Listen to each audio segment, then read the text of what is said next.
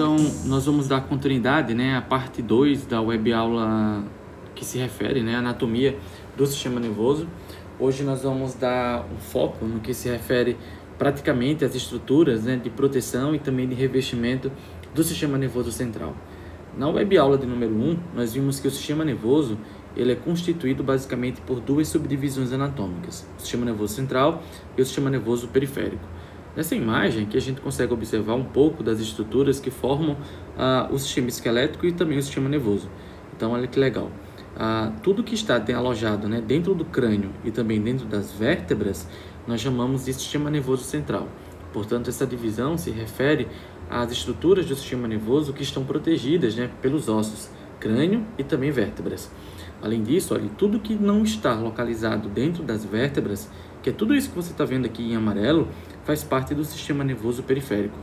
Essas estruturas, né, deixa eu só remover aqui o esqueleto, essas estruturas, agora sim dá para ver em maior detalhe, essas estruturas, né, amareladas, que você vê tanto nessa região esquerda como na região direita, todas elas partem, né, ou da região do encéfalo, né, ou também da região de medula espinal. Essas estruturas fazem parte do sistema nervoso periférico e são chamadas, né, coletivamente de nervos. Então, os nervos eles podem ser medulares, quando eles partem, portanto, da medula, ou eles podem ser chamados também de encefálicos, quando eles partem, portanto, do encéfalo. Existe uma parte do encéfalo específica de onde esses nervos vão sair, e essa parte é chamada de tronco encefálico. Nós vamos ver isso um pouco mais tarde. Vamos, então, ao objetivo da nossa aula de hoje, que se refere basicamente a estudar as estruturas que revestem o sistema nervoso central. O revestimento mais externo é a dura mater. Dura mater do latim significa mãe dura. E basicamente é uma descrição bem apurada do que se refere à consistência dessa meninge. Então no cadáver, por exemplo, essa meninge ela se assemelha basicamente a uma estrutura que seria um couro, né? Que está presente tanto a nível de encéfalo como também a nível de medula espinal. Então, o encéfalo e a medula espinal elas são revestidas, né, por essa estrutura mais rígida. Além disso, a dura mater ela forma um saco basicamente consistente e que não é extensível, portanto, ele não é elástico, ele não é constituído por fibras elásticas e que rodeia o encéfalo e também a medula espinal. Logo abaixo, né, da dura mater, se eu for removê-la aqui, deixa eu só remover a dura mater, logo abaixo da dura mater existe um outro tipo de meninge que nós conhecemos como membrana aracnoide. Essa camada meningea, ela possui uma aparência, né, e consistência de uma teia de aranha. Do grego, eu acredito que a palavra aracnoide, né, significa aranha. Se eu não estou enganado, é do grego ou latim, mas significa basicamente aranha. Ainda que normalmente, né, não existe um espaço entre a dura mater e a aracnoide, basicamente elas são coladas, né? Se a gente for levar esses dois tipos de meninges, né, para microscopia, nós vamos ver que praticamente não há espaço entre eles. Se os vasos sanguíneos que passam através da dura mater são rompidos, o sangue pode ficar retido e formar o que nós chamamos de hematoma subdural. O acúmulo de líquido nesse espaço subdural ele pode causar uma disfunção, né, cerebral pela compressão de partes do sistema nervoso central. Bom, além, né, da aracnoide, portanto, e da dura mater, além disso, existe uma outra meninge que nós conhecemos como pia mater. Nesse esquema, não dá para a gente observar a pia mater. Então, se eu for remover, por exemplo, ali, a aracnoide aqui, a gente já consegue observar, portanto, o encéfalo. Então, eu vou precisar, né, ir para uma figura de um livro para mostrar, então, os detalhes dessa pia mater, né? Então, nesse esquema, né, do livro, a gente traz um pouco sobre essa terceira membrana que nós conhecemos como pia mater. A pia mater possui uma membrana muito fina e que está em contato com o sistema nervoso. Só é possível observá-la em corte histológico, né? Então, ela é tão íntima com o sistema nervoso que só é possível observar através da microscopia. Então, pia mater, né, vem do latim, significa mãe piedosa. Ela é uma membrana fina, né, que adere intimamente à superfície do encéfalo e ao longo da pia mater, como a gente consegue observar aqui, correm, né, os vasos sanguíneos que finalmente conseguem penetrar dentro do sistema nervoso. Observe que a pia mater ela é separada da aracnoide através de um espaço que nós conhecemos como espaço subaracnoide.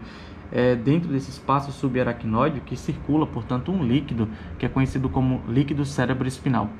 E então esse líquido cerebroespinal ele oferece, na verdade, portanto, mais uma proteção do sistema nervoso central contra choques mecânicos, principalmente. Bom, então é isso. As membranas, né, que envolvem o sistema nervoso central, elas são 3, a dura mater, a membrana aracnoide e também a pia mater. Nós vimos então que elas estão organizadas, né, de fora para dentro em dura mater, membrana aracnoide e, portanto, pia mater.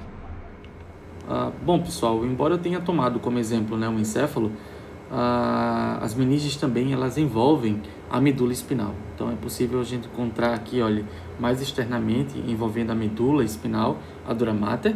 Se eu excluir a dura mater, a gente consegue observar a outra meninge, né, a aracnoide, e abaixo da aracnoide ainda a gente consegue observar a pia mater, sendo que nesse desenho aqui a gente não consegue observá-la.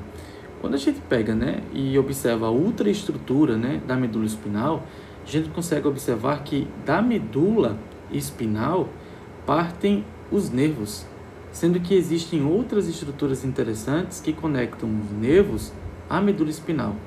Essas estruturas nós conhecemos como raízes.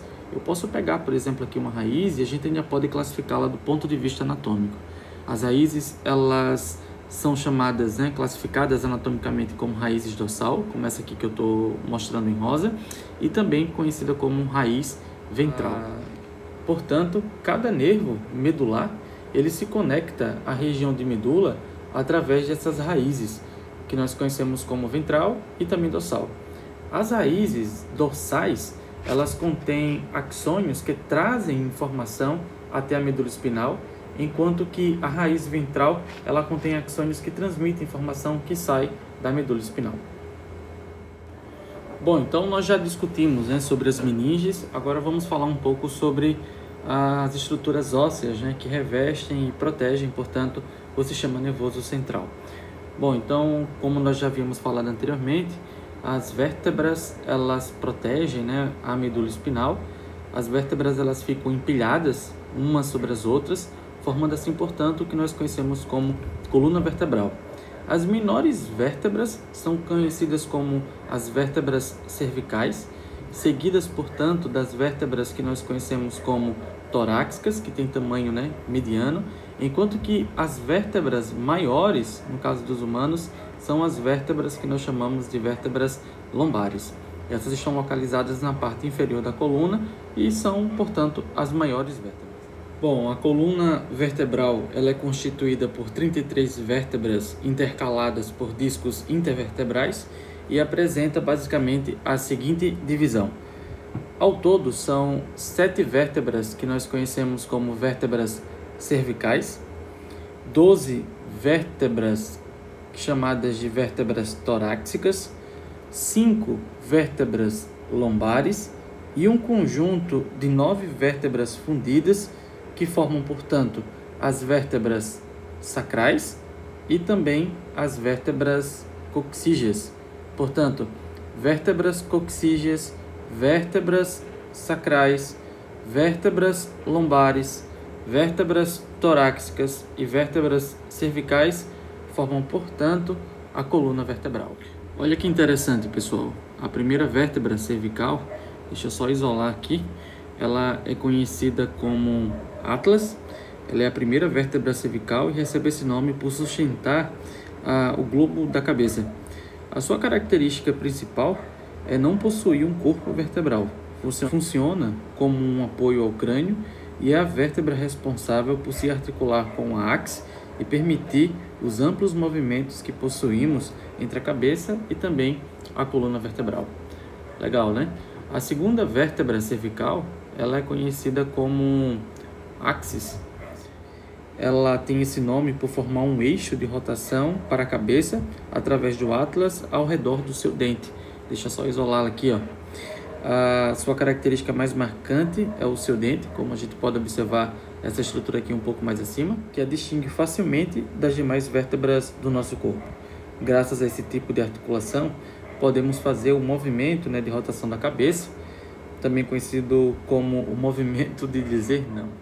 Bom, então só para finalizar, vamos só falar um pouco sobre os ossos que constituem a caixa craniana, né, no que se refere à proteção em relação ao encéfalo. Então, o osso crânio, né, ele é formado por um osso mais inferior, que é conhecido como osso occipital, O osso occipital ele é fácil de ser identificado porque ele está na base do crânio e também ele contém um acidente ósseo que nós conhecemos como forame magnum. Através do forame magnum passa, portanto, a medula espinal. Além do osso occipital, existe um outro osso que está em contato com ele, que é o osso temporal. O osso temporal ele também possui um acidente ósseo, que é conhecido como um meato acústico, que a gente consegue observar aqui nessa imagem.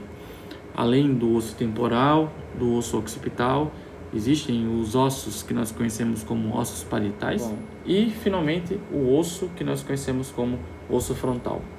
Bom, pessoal, então, por hoje é só. Nessa aula nós compreendemos as estruturas que envolvem o sistema nervoso central. Nós vimos as 3 meninges, dura mater, aracnoide e pia mater. Nós vimos também que essas estruturas elas revestem não só o encéfalo, mas também a medula espinal e estruturas ósseas, né, que protegem o sistema nervoso, como as vértebras e também os ossos do crânio. Até mais, pessoal!